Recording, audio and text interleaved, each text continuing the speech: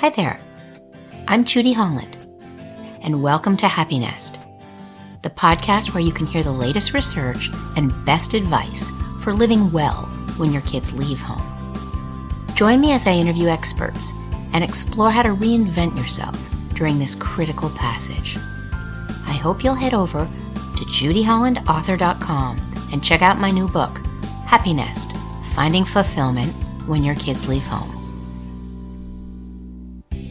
Today, I'm recording the HappiNest podcast with Laurie J. Cameron, author of The Mindful Day, How to Find Focus, Calm, and Joy from Morning to Evening. If you like what you hear, I'd really appreciate it if you'd subscribe, rate, and review the show. It's easy to do on Apple Podcasts, or you can go directly into the podcast section of my website at judyhollandauthor.com. In her book, Laurie offers practical step-by-step methods for being mindful, from the morning commute to the dinner table. Laurie is also a leadership coach, teacher, and fellow at the Center for the Advancement of Well-Being at George Mason. She is founder of Purpose Blue, a consultancy based on mindfulness. I've seen many people roll their eyes and shake their heads when they hear the word mindfulness. They think mindfulness might cause them to lose their edge. They say they don't have time to focus on mindfulness. But scientific research shows mindfulness improves focus, boosts productivity, lifts moods, and helps people develop greater resilience. I learned this firsthand after my book HappiNest, Finding Fulfillment When Your Kids Leave Home, received great ratings, much to my surprise and almost shock, and catapulting me into a new sphere with a nonstop to-do list. I went to Laurie's home exhausted, bewildered, and frazzled, and found an unshakable center of calm. I didn't even realize how wound up I was until I listened to the interview a week later. Yikes! Laurie does not come with incense, candles, and a harp. Rather, she boils down ancient teachings and weaves them into practical step-by-step methods.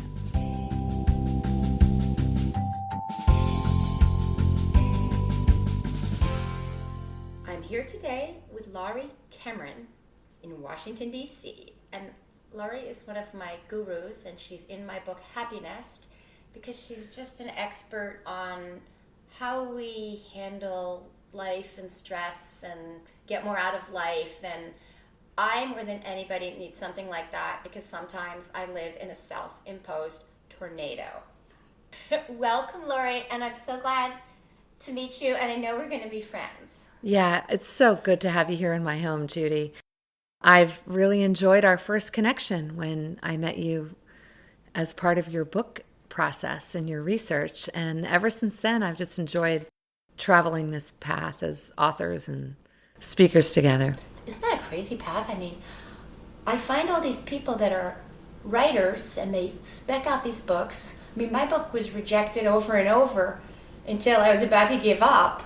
And then it got picked up, and now it's getting reviewed all over the place, and I think I'm in the twilight zone. Do you feel like you're in the twilight zone, or are you just kind of used to this? Well, I had a different path.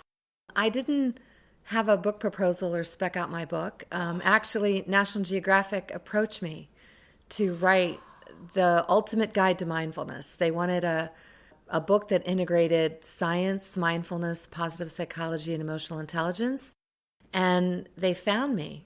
And so it was really it was an unbelievable day. I was right in this room when I got off the phone with the senior editor there who asked me if I could integrate all the research and practices on mindfulness in a way that would be really practical and accessible. So like not an academic book, not a book, written by someone that spends most of their time in a monastery, but a professional, a busy professional running a company, driving a soccer practice, going grocery shopping, managing like everyday life. So I had a different, I don't even have an agent actually. So for the next book, I'll give you mine. Yeah, I'm going to be looking for an agent. So yeah, that was, that really just fell into a flow. Crazy. Yeah. Well, I'm feeling a bit in a tornado. I mean, the wonderful thing is I got all these great reviews for my book HappiNest.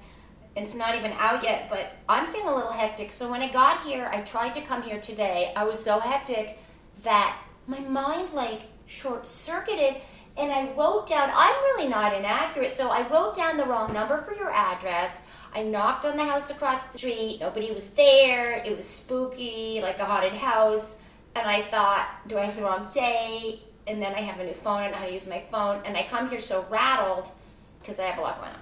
Anyway, life gets hectic, Laurie. And I came in as a hectic tornado to you, so peaceful. And I sat by the Buddha and everything. And I thought, oh my gosh, it's like she's in another place. How do I get some of that? So let's tell our readers at HappiNest how to get some of that. Let me talk about that. Yeah. So, this capacity to cultivate calm in the chaos of our everyday is trainable.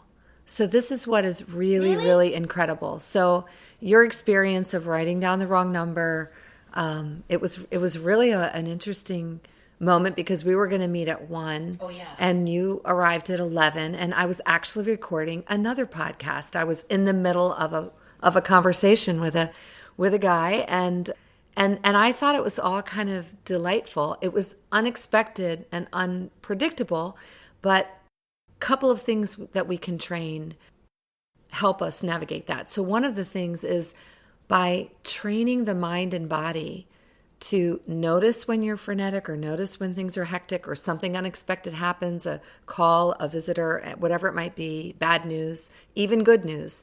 We can learn to recognize that our nervous system gets kind of seized or frenetic. We can deliberately direct attention to our breath, and the breath will actually, focusing on the breath will actually calm the nervous system and resettle the mind and body. So that's 1. 2, how we make meaning of what's happening in our day, how we filter what's happening, how we interpret what's happening. All of that is a superpower too.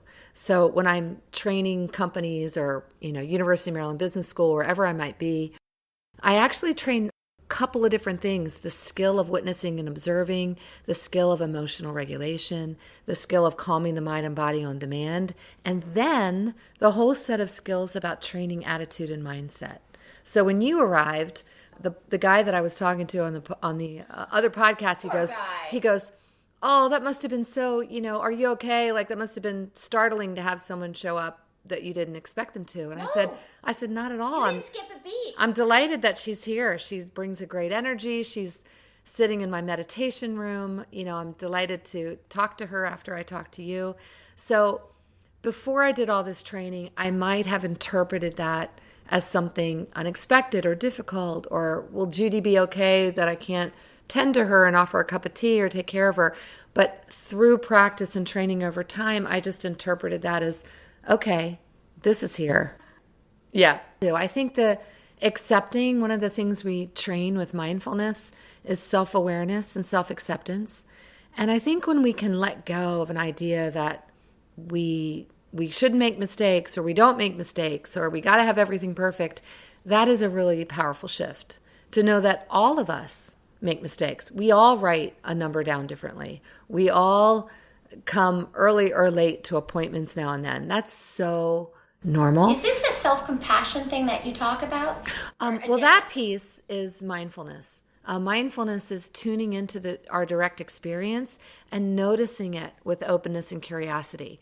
The other component that we're training, which you're bringing up, and I'm so glad you are, is that we meet our experience when it's our own, for example, like making a mistake, dropping the ball, whatever it might be, with compassion, with kindness. Mm-hmm.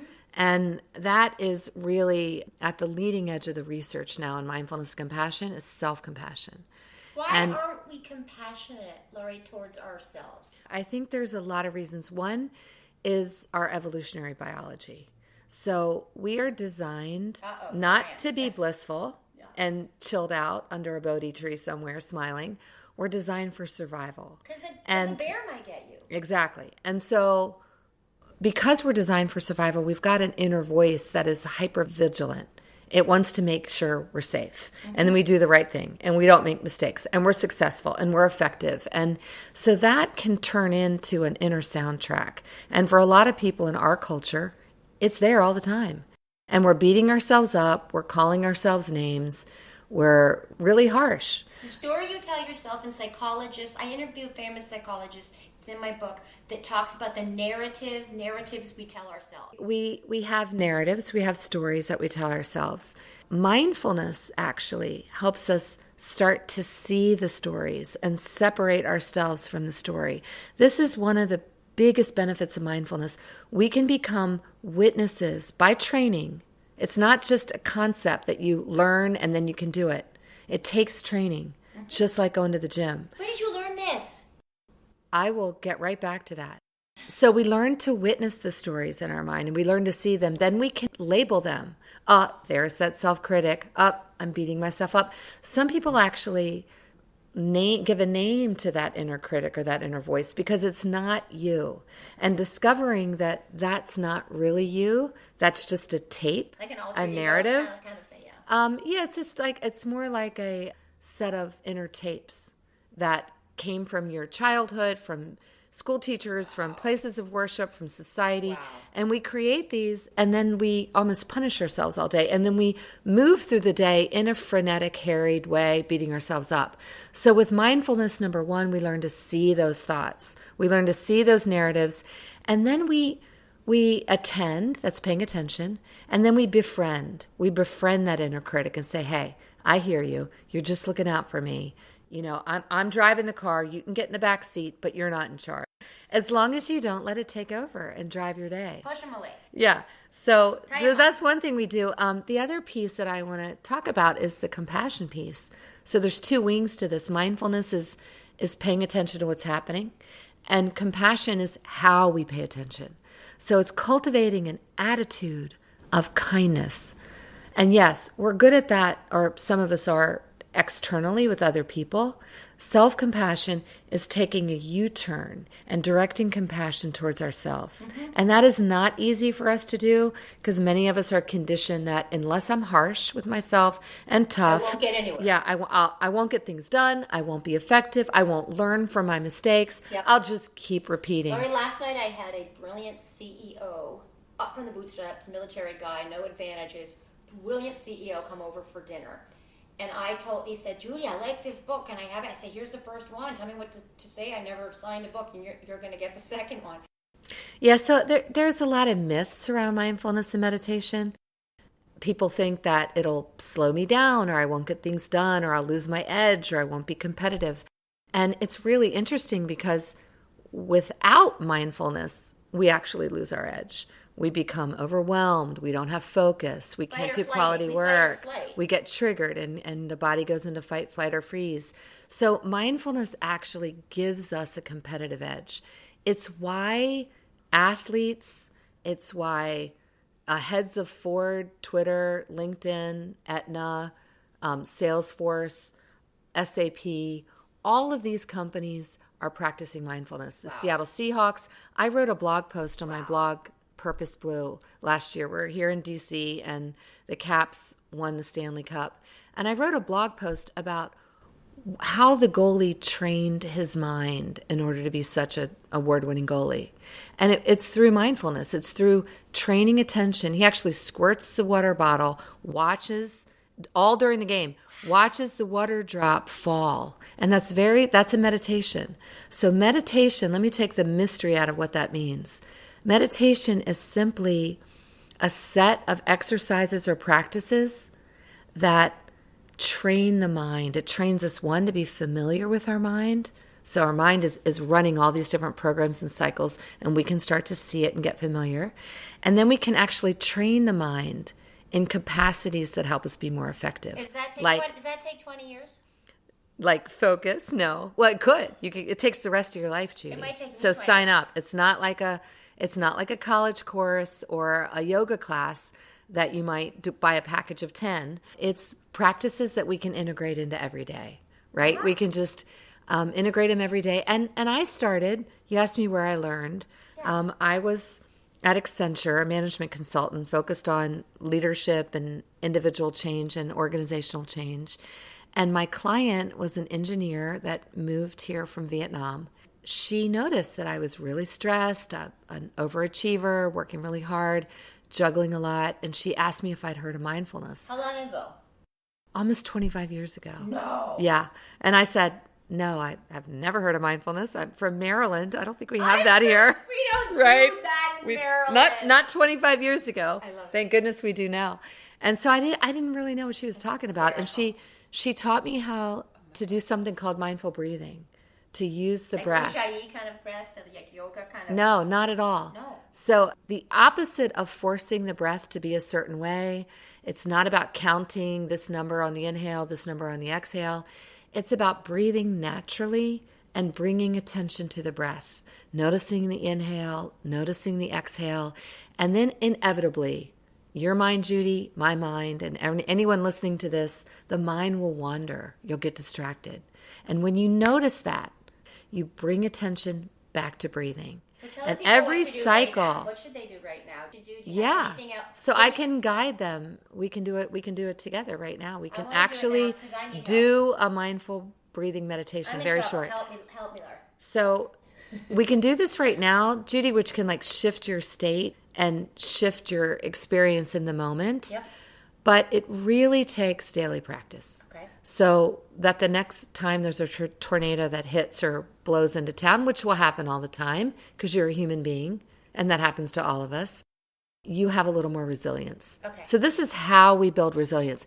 We don't build resilience by reading books, yours and mine, as much as I want everyone to read both of ours. I thought We could. have to take those ideas and put them into practice. Okay. Right? So here we go.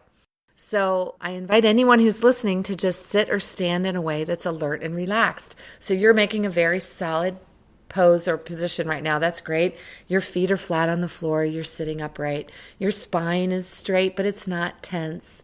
So you're just relaxed. And that's I encourage people to sit like a majestic mountain.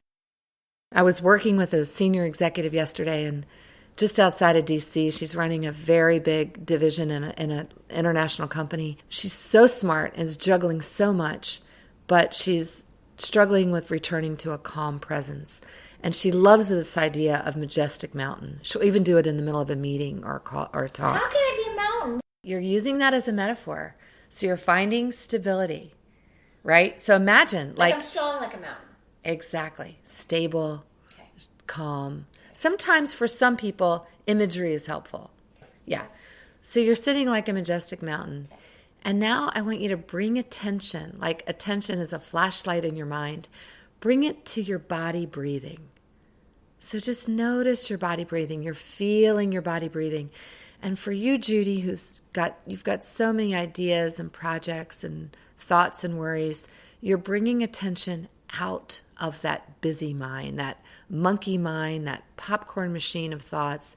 You're bringing attention into the body. So maybe you're feeling air coming in at the nose of your mouth, or maybe you're feeling your chest rise and fall, or maybe your abdomen. You can even put a hand on your abdomen.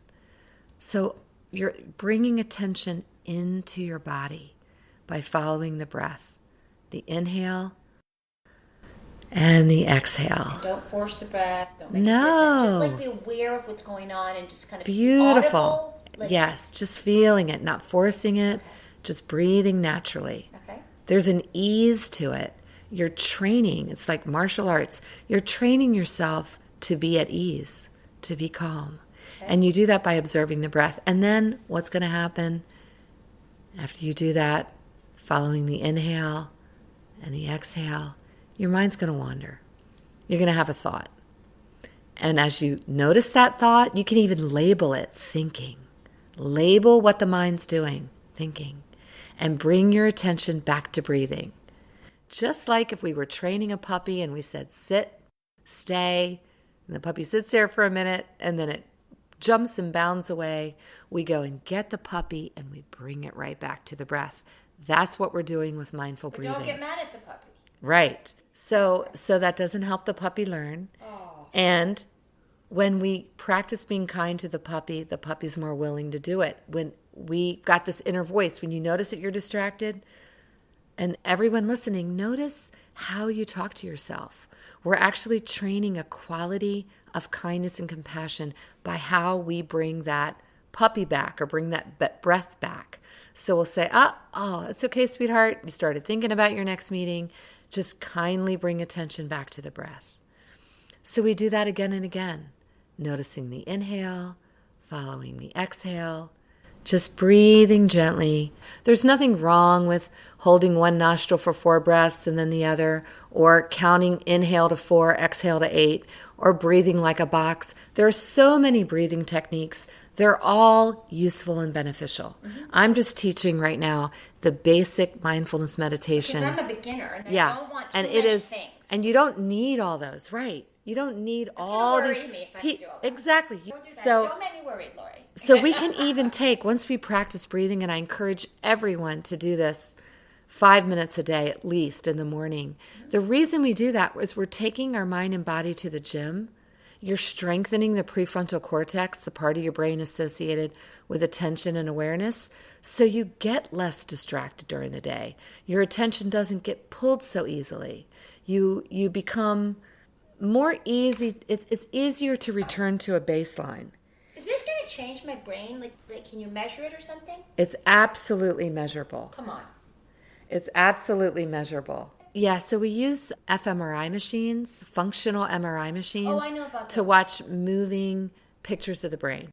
And so what has been incredible is, well, there is something called neuroplasticity, which means that whatever we repeatedly do with our brains changes the structure and function of our brain. So if we're practicing interrupting, we get deeper grooves, and and it becomes our way. It's multitasking, which so many of us do, doing more than one thing, or looking at more than one screen at a time is becoming a big thing. Scrolling Twitter while watching the Oscars. I wonder how many people will be doing that this coming Sunday, or whenever, whatever they might be doing. Okay, I'm never going to ever tell you my whole life. So neuroplasticity is whatever we practice gets stronger. And what we've noticed with mindfulness meditation that we can see is that when we repeatedly practice this focused attention on the breath and returning attention when we get lost, is that we strengthen the circuitry in the brain responsible for attention stabilization and concentration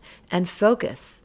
So we can build the muscles. Just like we build a bicep in the gym, we build the muscles in the brain that allow us to focus. We also can build muscles in the brain associated with emotion regulation. So when something triggers us and we're swept with emotion, we can notice that. We take the insula to the gym using the body scan meditation, and we get better at sensing emotions very early on, before we blow our top, before we blast out a difficult email or send a text that we wish we could take back. So or blurt something out to somebody we love and then have to do damage control. So attention regulation or attentional control, emotional regulation, self-awareness, tuning into what's happening while it's happening in our body, what thoughts we're having, the inner critic, emotions arising, all of that is trainable and measurable. Now I get the whole picture. I didn't understand because I always see that you're speaking to corporations and I'm thinking, why do the companies want to know that? But now I get it. All these things you're saying can cause bad problems in a company, right? Like if I fly off the handle and tell you something terrible and I'm in your company, then that's going to gum up the works. And it's not just for home, but it also is for home.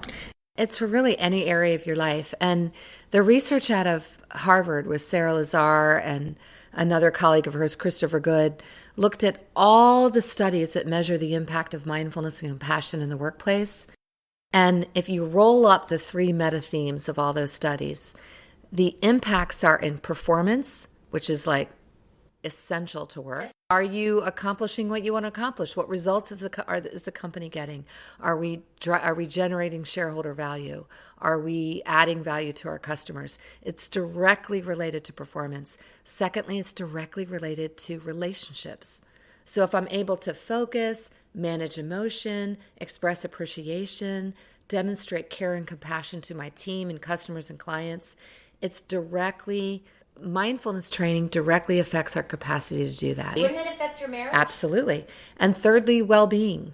So mindfulness meditation is highly correlated with well-being. And I think that makes so much sense. If I can find calm in a chaotic day, if I can focus on, you write a lot of articles, the ability to focus on a deliverable. We all have deliverables in our lines of work. A job? A deliverable is a product. So whether it's a PowerPoint presentation or an article for a magazine or a spreadsheet, but balancing the financials of a project, whatever your work is, our ability to focus and do quality work is essential. It's essential to performance, but it's also essential to our well-being. When we're being distracted and pulled, when our mind is caught like ruminating and worrying so we can't get any work done, it really affects our level of contentment and fulfillment. The research for this book has utterly changed the way I lead my life, but what I lack, the practice of it. Like, I have researched well-being on a number of fronts, mainly through sociology, policy making, and psychology, and existential psychology. So my company Purpose Blue is a national partner to one of the biggest advisory techs and consulting firms. So we're bringing these practices in these full-day programs, half-day programs, Zoom webinars, to all corners of the U.S. and all levels of the company. And one of the reasons we're doing that is because of the science. So when we bring in contemplative ancient wisdom practices coupled with positive psychology exercises, that is very attractive to companies because it helps companies have a competitive edge. It helps employees want to keep working there. It helps leaders become more effective in leading their teams. But what I think really helps, Judy, is that it's evidence-based. Mm-hmm. So that the practices that we're doing in strategies and tools have been tested in a neuroscience lab. And that is why I've trained so deeply in the neuroscience, but why I think companies are more comfortable, because they don't feel like, oh my gosh, we're going to do some, it's not about like wearing white, playing a harp and burning some incense when I walk into the boardroom. It's about bringing science-backed practices to people. You're going to bring incense and put it in the No, they don't. But I think what people do realize is it's not, might have been laughed about 15 years ago. Yeah. Nowadays I can't even meet the demand for so I've got a big team. Wow. We travel around the US and Europe because this knowledge that there are practices we can deliberately engage in that are evidence-based that can change the game for individual, team, and organizational performance is becoming well known. So I want to talk for a moment about why this is so relevant right now. I think we're a little bit have a demand for things like this because we've got kind of a tough cultural climate. It's like, yes, we've got so many things going on. And for a number of reasons, I used to be a political journalist in Capitol Hill. We got people at each other's throats. I think that is why you've got so many people interested in that. Am I right, or can you straighten me out? I think there's a number of forces. I think that's one of them, is that there's more polarity and division in our country than I've seen in a long time. Yeah. And we, rather than having a we mindset, we're all in this together, we're all human beings, this notion of common humanity, we're more similar than we're different. Mm-hmm. We all have joy and suffering.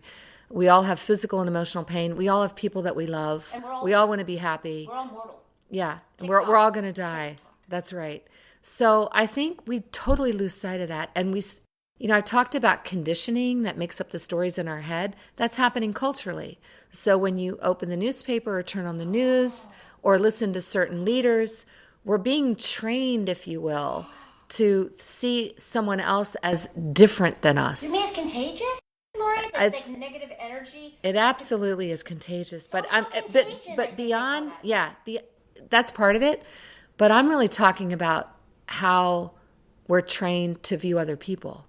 And so we're viewing other people as different, whether it's this sports team versus that sports team, or my color of skin versus your color of skin. I mean, even this week, our country has added additional countries to the list of people that we're not going to do business with. And what is that really based on? So we get trained in a culture of fear. So that's one thing. We've got fear. There's a lot of fear messaging happening. Number two is we do have this pervasive technology that's designed to attract our attention and almost social media. We almost become addicted, and we do become addicted, right? And we see the science in that now. So behavioral scientists that are absolutely brilliant are also being hired and paid by app developers, and they know how to get us to sign up for streaks and don't break the chain and look for the little red circle on the app and see what number is up there so you can open that app and see how many people have sent you a message, and you get a little dopamine hit from that, from likes, from connection, from sending a message off yourself. So we get addicted to technology, and it's prevalent, and it's 24/7. Is that bad? That's another factor. Technology bad, but I'm a huge fan of technology, You gotta use it but right. I'm not a huge fan of mindless technology, mindless scrolling. I know about it because we did an interview before, and I put you in a story in which we're talking about how do we get a grip on family members and friends who are ill, and you talked about setting up a space. Yes. And then I walked in and I went, whoa! There it is. I took pictures. And when you were in there, I took pictures of it because I thought, I need a Buddha, But tell me about that. Yeah, so you don't, space. and you don't even need, I write about it in my book, The Mindful Day. I think it's really critical that not only we develop a capacity for calm from the inside out, meaning doing meditation, doing practices, journaling, walking in nature, practicing gratitude. These are ways we train from the inside out, but we also need to train from the outside in. So we need to set up conditions in our environment that help us access stillness and calm. We can't just do it on the inside out. There are many ways to do it. In companies, we set up meditation rooms. We start meetings with 1 or 2 minutes of stillness. Absolutely. In the top firms, we do that. I was just doing that with a company last week. We can do this in our home. So it can be a practice as old as pausing, sitting down for dinner as a family, pausing before we eat to say grace or express gratitude. That's a way to do it. It's a little pause. It's built in. It becomes a routine. It becomes a ritual. I really recommend setting up a space in your house. It can be, or an apartment, or wherever you live. It could be a studio. It could be a little corner of a room. It could be a chair in your bedroom. Because I'm a meditation teacher and leadership mindfulness coach, and I'm teaching this, it's so important to me. And I know the practices have changed my life. I actually turned one room of my house into a meditation room. And you don't need a Buddha. I happen to have one in there, but you can have anything, any symbols, any elements, any photographs that bring you joy and cultivate peace, whatever they are for you. And you have very special pillows. So I was in there with your dog. You were surprised when you went upstairs and tried to take your dog. Your dog wanted to stay with me because I was sitting during your podcast with your dog. I'm petting your dog, and there were these pillows. They feel like they're made out of beanbag. I'm sitting there, and so the dog now thinks I live in your house.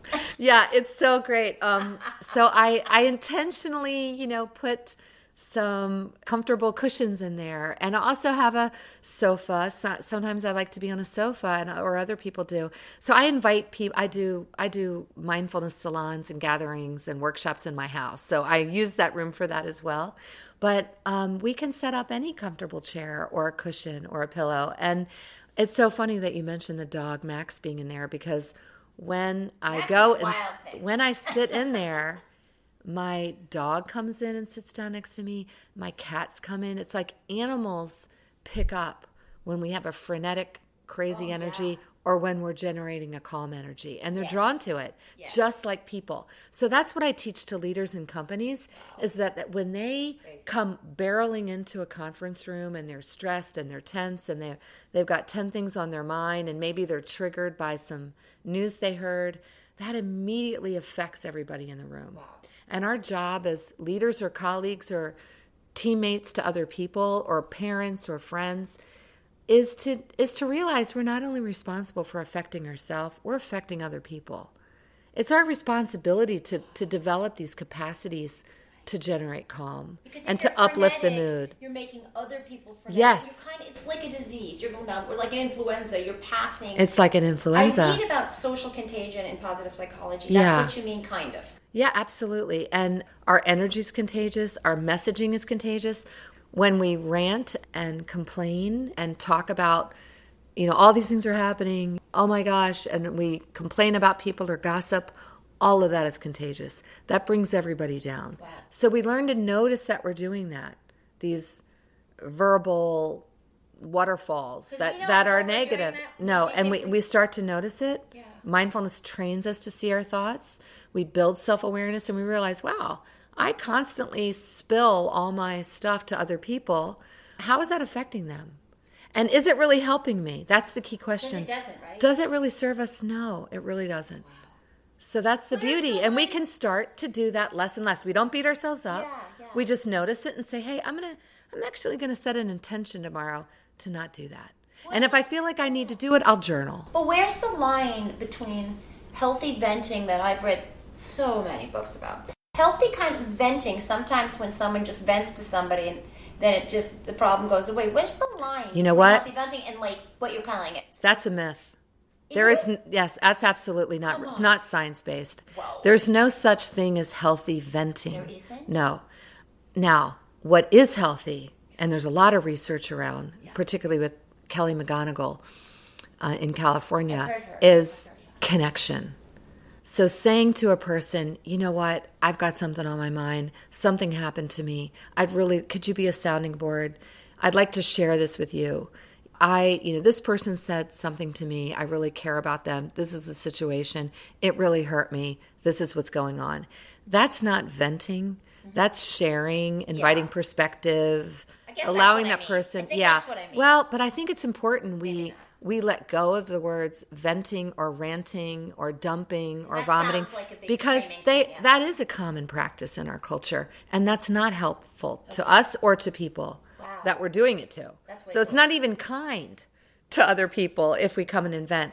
I used to do that. I used to think it was really healthy to come in at the end of the day and vent the 5 difficult things. Like, can you believe my boss did X, To your Y, Z? husband? Would you believe? Yeah, I used to do that, and we would have a glass of wine and vent, and that is absolutely destructive, right? So the research shows that there are so many other healthy ways to do it. That's why I wrote the book, The Mindful Day, because it's from waking up in the morning to easing into bed at night. There's so many more effective and useful things we can do with difficult emotions or disappointments, or a family member's ill, or we made a mistake, or we said something that harmed a relationship. We're human beings. We do all these things. These things happen. If we believe that life is just going to be a basket of cherries or rainbows and unicorns, we're up for a lot of pain. Yeah, that's rough. So it's just about accepting that life is difficult, and we can learn specific ways to navigate the waves. We are the ocean. So I named my company Purpose Blue, one, because purpose and meaning are so important to well-being and having a life that's purposeful. You write about finding fulfillment and the happiness and Meaning. happiness. I write about meaning, yeah. Yeah. And meaning and fulfillment and purpose are all very connected. And we can actually cultivate meaning and purpose and fulfillment with deliberate strategies. So that's really key. The blue in Purpose Blue is reminding ourselves that we're not the choppy waves. We're not the bad news. We're not the mistake. We're not the diagnosis of illness. We're not the argument we just had with a sibling. Those are just normal waves that come and toss us around. We're actually the deep blue ocean, and we can drop below the waves. So when I invited you into the meditation room, I could feel that you had a lot going on, and you do have a lot going on. I know what it's like right before a book launch. It's intense. So I invited you there because I knew that you could physically move your body into a calm place. It's designed to kind of generate calm from the outside in. Sit with a golden retriever, who's like a secret little Dalai Lama in the house, and just like access that deep blue. The dog is trained. Did you train that dog to calm the people? Yeah. No, he calms me every day. He's really my practice, because putting our hand on our own chest releases oxytocin. It calms us. Why? It's a soothing neurotransmitter. It's a secret life hack. I'm not into life hacks, but because I want people to do the deeper training, but it's a great practice I do all the time. It generates a soothing kind of a neurotransmitter release in the body that calms us. And when we touch a dog, when we pet a dog, it actually has that effect too on us and the dog. Wow. So like petting dogs and being kind to each other, getting a massage, these are all other ways to do it. That's amazing. Okay, so What did I forget to ask you? What other words would you leave the HappiNest audience with? I think I'll leave them with the idea that becoming more mindful and calm, centered, open, curious, compassionate is doable. It's doable for any person listening to this podcast. It's doable by learning the meditations and practices and strategies that you just weave into your everyday. You don't have to go to the Himalayas. You don't have to go to a fancy retreat out in the desert. You can. How about a monastery? Do you have to Yeah, go to a monastery? no, but I've been to quite a number of monasteries. I know that. But you don't have to. No. And I just want to that leave how- people I with can't the go to idea that mindfulness is doable. Yeah. A lot of people think like, okay, I've heard about this stuff, but it's not for me. You don't know what it's like in here. My mind's crazy. Everybody says You that. know, yeah, I've got ADHD or I've got this or I've got Everybody that. says And it's really doable. And we just start with tiny steps, 5 minutes a day, each morning or before you go to bed or at lunchtime. And then you slowly build up and you start to notice that spill over into your day. Step by step, and I'll close with one of the things that we say in my house all the time that comes from the writer Anne Lamott. If one of my kids is frantic about something, we didn't say one step at a time. What we said was bird by bird. I read that book. I love that story. And I just want to thank you for bringing that story into this conversation. And thank you for having me on your podcast. I've so enjoyed being with you and exploring these ideas about how we can make being a human being just have a little more ease and a little more joy and a little more calm, no matter what we're doing. And I'm so excited about reading how you've woven that into your book, HappiNest. I mean, it's just going to be so great because we all experience transitions. Yeah. And I'm really looking forward to that. And I invite your listeners, those of you who are on Instagram, you can find me there at lauriejcameron.com, my website, purposeblue.com, and I've got a mailing list. So join my community. I write about the stories and practices and research that I'm sharing with the companies and a couple universities I'm with. So I'd love to have them in my community. So come on over and join me on the blog. And I look forward to doing this again sometime, Judy. You bet. I mean, we just have begun to scratch the surface, so I'll certainly have you back. Thank you so much. And that was nice to meet your dog and your Buddhas. All right, signing off. It's another HappiNest episode, and I hope you take this with you. Thanks for tuning into my HappiNest podcast, where we explore how to get the best out of the empty nest. I hope you'll subscribe, write a review, and reach out to me on Instagram, Facebook, and Twitter. Check out my website, judyhollandauthor.com. Have a great day, and remember, make it happen.